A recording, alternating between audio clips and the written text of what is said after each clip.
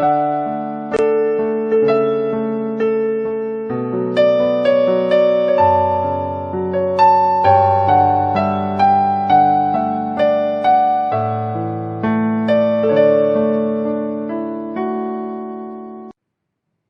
pagi Ibu Bapak, Saudara yang terkasih dalam Tuhan Yesus Kristus. Selamat bertemu kembali dalam renungan pagi dari Gereja Lemantan Evangelis Banjarbaru dengan saya Pendeta Octavianus untuk kita pada hari ini, yaitu Selasa 21 Juli tahun 2020.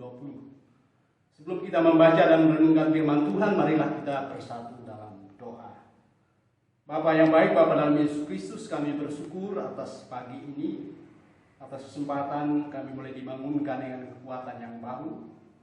Tapi biarlah kekuatan kami semakin ditambahkan lewat terang firman-Mu ya Tuhan. Dalam nama Tuhan Yesus Kristus kami memohon bimbingan kuasa Roh Kudus-Mu. Amin. Sesuai dengan almanak Gereja Lemantan Evangelis, bagian firman Tuhan untuk kita pada hari ini Selasa 21 Juli tahun 2020, yaitu dari Galatia pasal 4. Galatia pasal 4 ayat 21 sampai Galatia pasal 5 ayat 1. Demikian firman Tuhan. Hagar dan Sarah, demikian judulnya.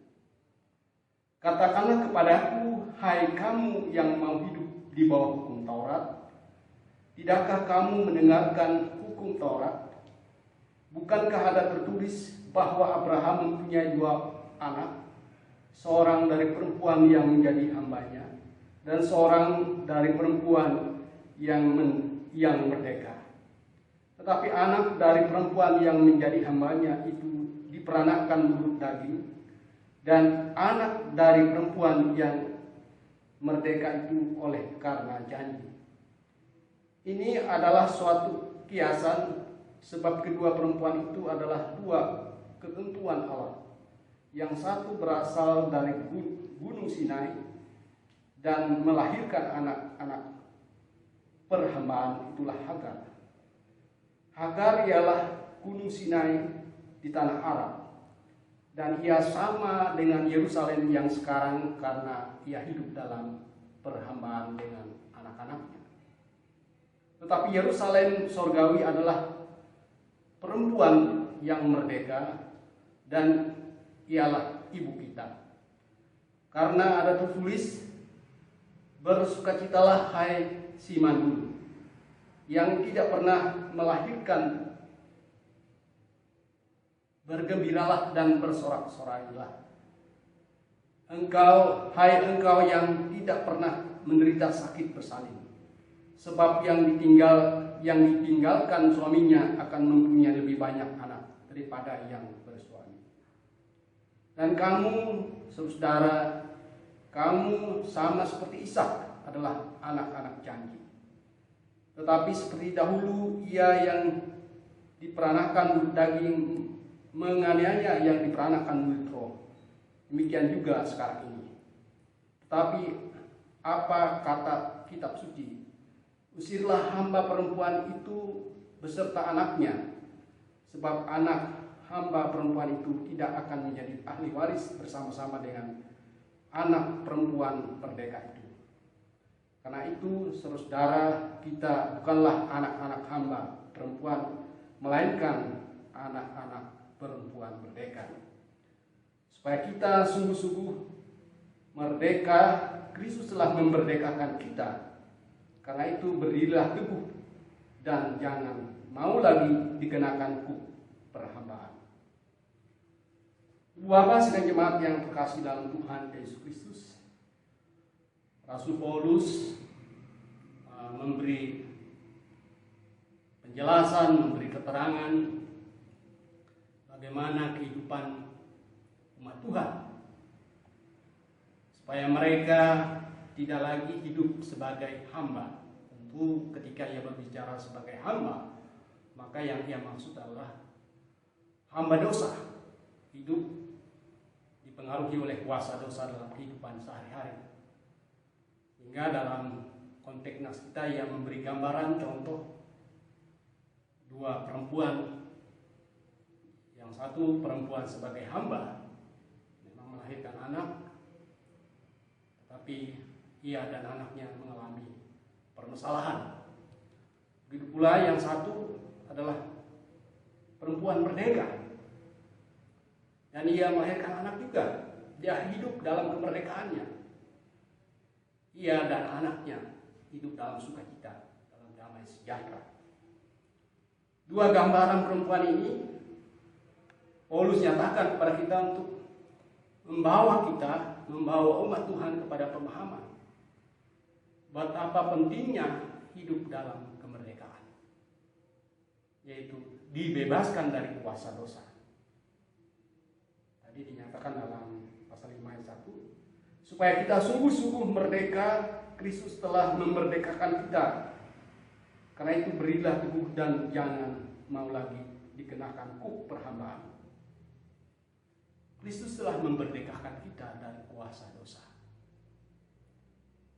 Dan karena kita sudah dimerdekakan dari kuasa dosa, maka jemaat di Galatia diingatkan untuk tidak mau lagi diperhamba oleh kuasa dosa. Hidup dalam dosa, menyakiti, membenci, memusuhi orang lain, yang membuat mereka hidup dalam perhambaan oleh kuasa dosa. Terbelenggu dalam kebencian, dalam permusuhan, dalam sakit hati.